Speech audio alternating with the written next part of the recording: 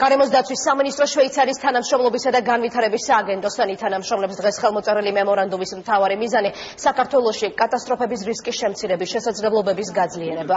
გარემოს დაცვის მინისტრი ამბობს, რომ სტიქიური უბედურებების თავიდან აცილების მიზნით დაგეგმილი სამუშაოები პირველ ეტაპზე ზემო სვანეთში ჩატარდება, სადაც ბუნებრივი კატასტროფების რისკი განსაკუთრებით მაღალია.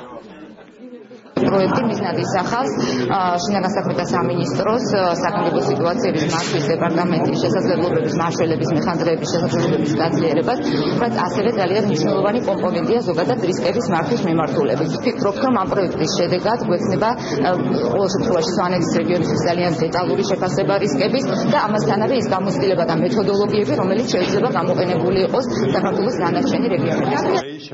შვეიცარიის განვითარების და თანამშრომლობის სააგენტო წლების მანძილზე მუშაობს საქართველოში შინაგან საქმეთა და გარემოს დაცვის სამინისტროებთან ბუნებრივი კატასტროფების რისკის შემცირების სფეროში. ეს მნიშვნელოვანი დღე იყო, ვინაიდან მოხდა ხელმოწერა პროექტის, რომლის მეშვეობითაც ჩვენ შევეცდებით სისტემური მიდგომების ჩამოყალიბებას ბუნებრივი კატასტროფების მენეჯმენტის მიმართ.